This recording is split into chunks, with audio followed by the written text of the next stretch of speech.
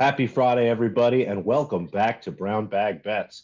Powered by BetSperts, we are your daily dose of quick hit handicapping and sports betting picks. I'm Alex Christensen, and joining me, as always, is Mr. Andy Molitor. But there's so much to get through on a Friday. We had to bring in Matt. He bailed on us on Tuesdays. We'll finally have some hockey content. Are you excited for hockey talk, Andy?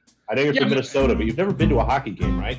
No, I went to one. I told this story in the RAS golf. I'm gonna call it the golf Slack, even though it's moved to Discord. I would call it the Slack, where we were at a benefit for a fallen officer, and it was a long day, and it was held at a pretty nice bar up by the river.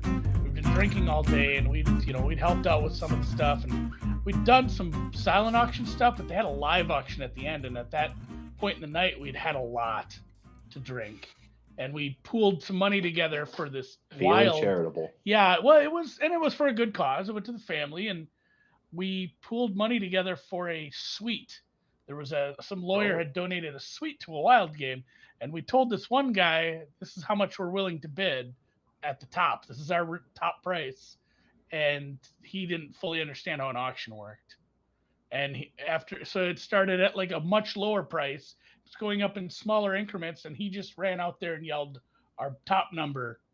And I'm like, well, that's not how this works. But one way to do it. Well, no, and it worked because it scared the shit out of the rest of the people bidding. Like, oh, these guys came over the top like Stallone, and they are clearly going to just outbid us for anything. And we got the suite. So been to one game. I've never sat with the poor people in the hockey. It was, I mean, again, suites are great. I guess the view was okay. You had your own bathroom. That was the only. That's big. That's huge. Important. Like having your own little personal bathroom for like 12 people, that was prime time. So I enjoyed it. Couldn't even tell you if the Wild won that day. But it's on my list because my daughter has said like she enjoyed the basketball games. Can we do a hockey game? Fuck, why not? We're not. I like how your daughter is a positive force in your life, driving you to sports games. It's really great what children can do. And now I know what movie I'm watching this afternoon. Over the Top. Over the Top is good.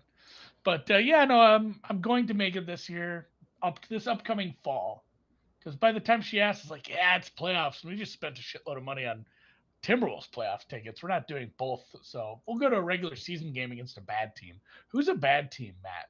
Like, who's a really bad team? The Blackhawks. The Flyers.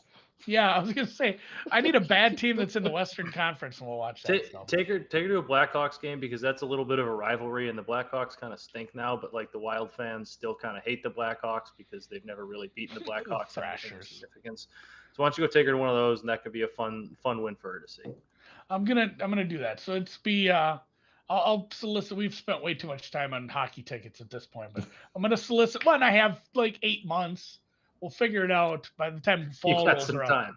Yeah, we'll figure out what the best spot to sit in is. But yeah, Matt does have some picks. Obviously, hockey was on cocaine last night. I watched part of the Canes game down at the bar. I was happy. I have a Canes -1.5 games. That obviously depends on tomorrow. I need that. Hopefully Matt's right about that. But Avs Blues tonight, couldn't get the closeout. It was kind of similar to the Warriors. Couldn't get the closeout. We saw Blues in OT to force another game. So only one on the slate is tonight. What are we looking at? I'm very intrigued by both of these games coming up because I don't want to say like tonight feels like a must win for the Avs because if they lose they go home for game 7, but like the difference between the Warriors losing their closeout opportunity early in the series and getting a chance to win is that the Warriors are a experienced team who's been there a million times. They're very good, but like their experience, they've done it before. One loss in a playoff isn't really that big of a deal. Whatever, they'll come back in the next game and be fine. They were playing a young and inexperienced team in the Mavs. The Avs, as good as they are kind of this young and inexperienced team that hasn't really experienced playoff success before. They don't have that one guy that, a lot of teams go out and trade for at a deadline that's, the grizzled veteran that's won a couple cups that plays in the third line or can be a leader in the locker room. Like the Avalanche have experience. They've been to the playoffs before, but they've all had the same experiences, which is getting upset earlier against teams that they're better than, which is the case here. This is a Blues team that they're better than. And this is also a Blues team that is experienced in winning Stanley Cups. This group, a lot of the players from the 2019 Cup team remain. They have guys like Brandon Saad and Nicoletti who have Stanley Cups elsewhere with the Blackhawks, and other players. Torrey Krug has one with Boston. Like, they have a whole lot of Stanley Cup experience, and you saw it in Colorado the other night when Nathan MacKinnon goes and scores this highlight reel amazing goal for a hat trick to put them up 4-3 late.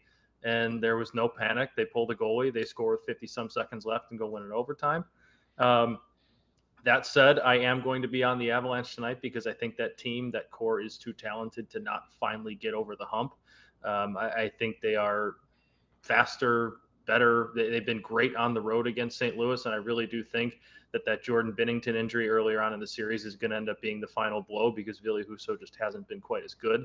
I think the Blues come out playing pretty well tonight, and if the Avs withhold the kind of first 10 minutes, I think you see them kind of pull away in this game, and maybe not pull away, but like take control of the game like they have on the road the last couple of times. I think they're outscoring St. Louis 11-5 in the 2 road games this series. So I do think they close them out tonight, but there's definitely some intrigue in this series, the storyline. It's not like the Mavs pulling off that, holding off the sweep, and can they actually come back?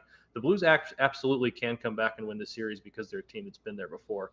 And then I'm going to take the team total over 3.5 because usually when the Avs win, they score more than 3 goals. I think the winning team in this series in 4 of the 5 games has hit the over of that mark. Like I said, Avs have scored 6 and 5 in their 2 road wins against St. Louis, so I'm going to go with that. You guys going to be tuned into that one tonight, or you guys all both NBA? I'll definitely be watching some of the hockey. I mean, I made the best decision of my life last night, turning off the basketball game and watching the second period of Oilers Flames. I mean, that was awesome. What a great 20 minutes. Someone that took the over 7. That second period was a whole lot of fun. I was like, we're only at like 4 here. Like, I think we're gonna get it, but it's close. And then I checked. I was out to dinner. I checked my phone. It's like, oh, well, the over already happened in about 70-some seconds. Yeah, shit got out of control there, which is the best kind of hockey in my opinion. I still think we should ban goalies altogether. Just make the goal a little smaller. Just make it hockey or basketball on ice.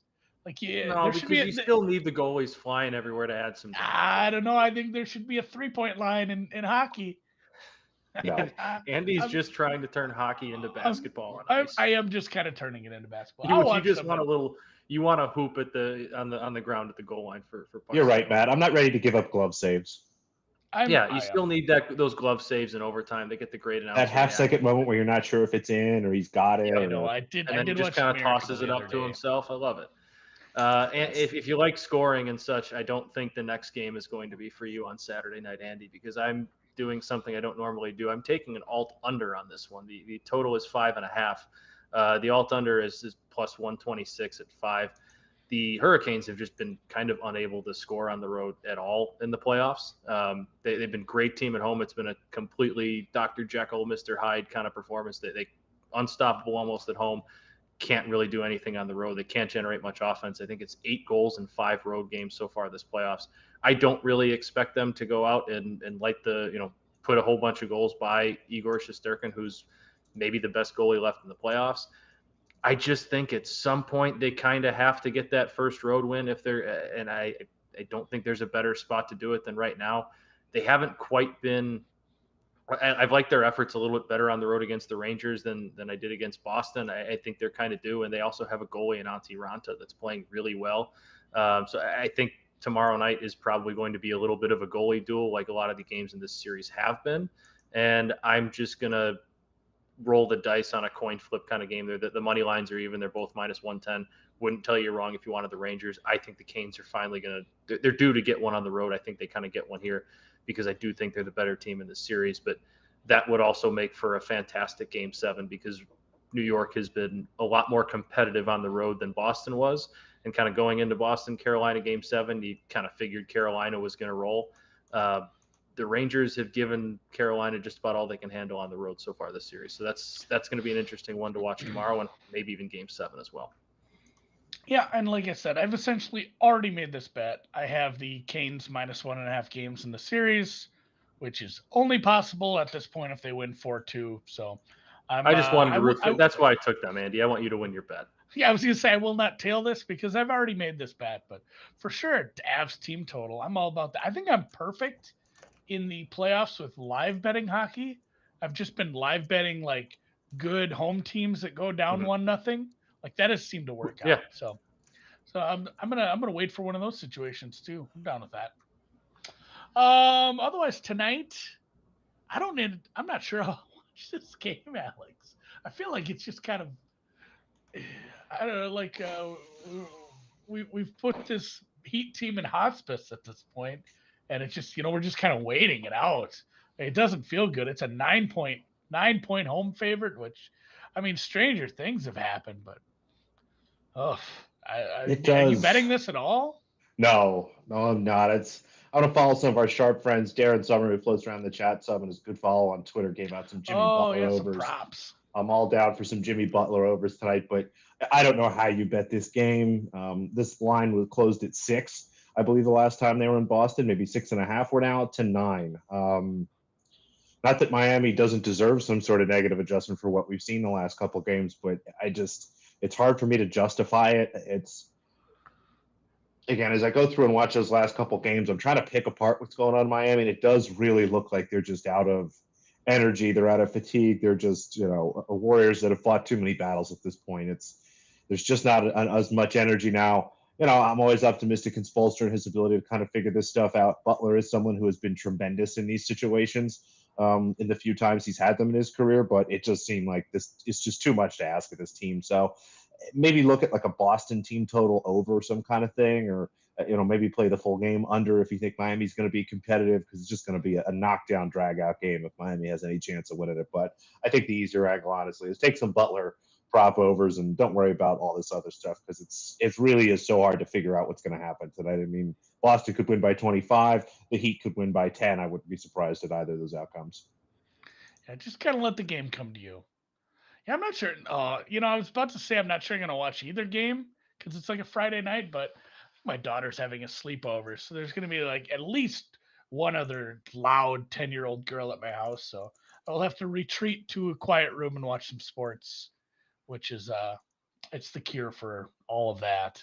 But yeah, I'm with you there. And our guy Darren Summer in the chat, I'll probably just play whatever props he plays too. He's good at shopping around, and he's a guy too that he not quite to the point that I have to do it, where I drive down and cross the border and go to some shitty Casey's, but he's an Omaha guy that drives across the border to there's actually casinos right across the river from him in Council Bluffs. He'll go over there and No. play at some of those casinos. He's taken me to that was he took me on a tour of Council Bluffs one time. I went to several casinos late at night. It was Sure, that fun. was tough to talk you into. Yeah, I was like, oh man, my family's going to bed early. Should I go to these casinos and gamble? This sounds What to terrible. do? Some quick golf. Looks like right now the leaderboard is weird. Nick Taylor 8 under. I would stake a decent claim that Nick Taylor does not win this tournament.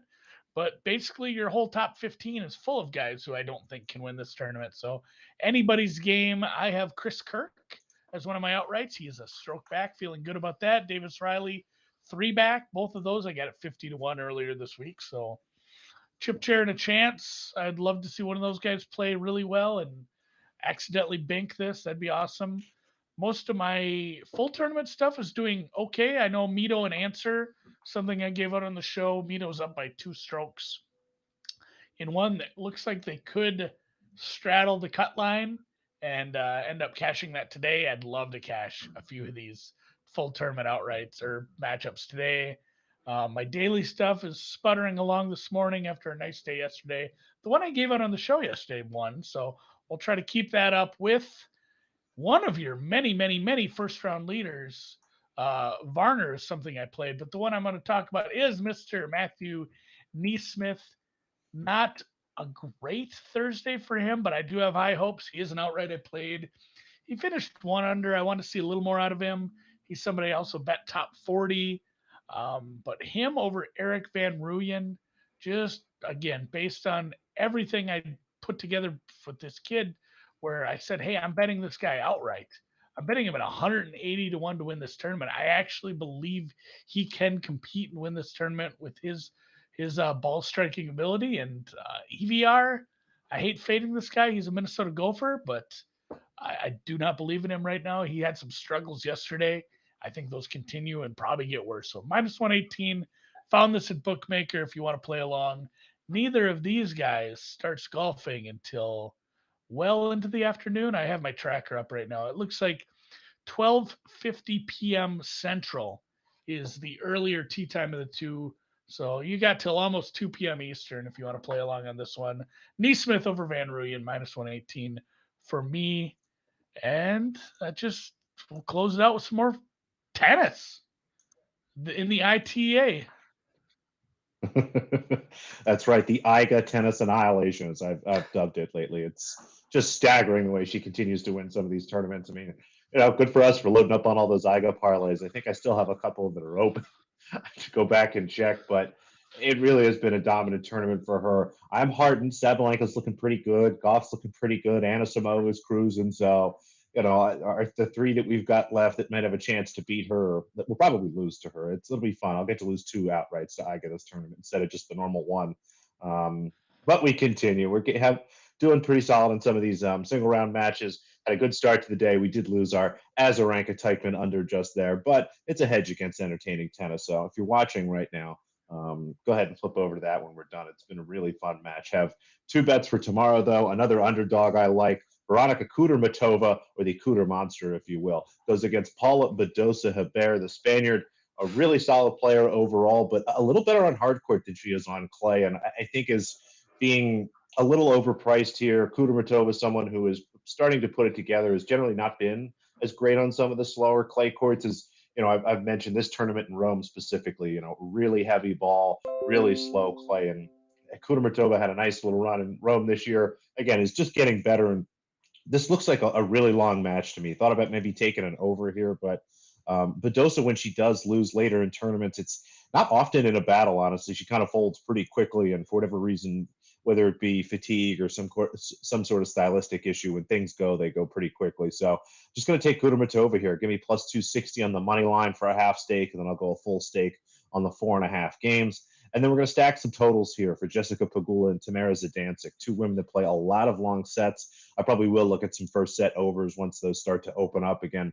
It's a little tough with lines right now. Some places even a little too scared to hang spreads, Dave Mason. Get it together. Like the over 20.5 games there. You should see that a few places. And then over 22, the alt, you can find that our sponsor at FanDuel has stuff like that, a few other places. But we'll take a dog and some overs tomorrow morning. I like overs. It's more tennis. Always more tennis. It's more better. All right, so golf is on right now. Tennis is on right now. The other sports tonight, it's going to be a full day. There's college baseball. I might be betting some college baseball here and there. Somebody has an account. You really want to bet baseball. You've wanted to be a baseball bettor for like 2 years now, and you're so bummed about the home run thing. Now we're doing college baseball. It's just somebody else has an account that it's getting bet into. It's like, I'll play along with those, whatever. It's get weird. And I enjoy the College World Series. Speaking of, God, all these Omaha mentions. The Omaha Storm Chasers. I don't know. Maybe we can make that a thing. Our Omaha Minutes every time we get into it. Sponsored by Omaha Steaks. I love free meat. Omaha's a lovely town. It actually kind of is a nice area. Fuck it. I hate saying nice things about anywhere Iowa. Damn Cornhuskers. That's true. But for us here, thanks, Matt, for some hockey bets. Alex, as always, some basketball, some tennis. I didn't have a lot. I didn't bring a lot this week. I need to really buckle down and get into some NFL. I don't want to get too nuts early, but I'm going to start betting into some season-long NFL markets probably starting next week. So I wouldn't surprise Wednesday will be here soon. Yeah, it wouldn't surprise me if Win Total Wednesday was right around the corner. And last thing before we go, Holt from the chat says Cajuns versus South Alabama. I'm sure he's referring to Louisiana, formerly Louisiana Lafayette of the Sun Belt? I think it's Sun Belt. I'm 90% sure that's a Sun Belt Conference tournament. So thank you for that, Holt. That's the official user pick of the day. This is not a segment. I just added it. And with that, we'll catch you Monday.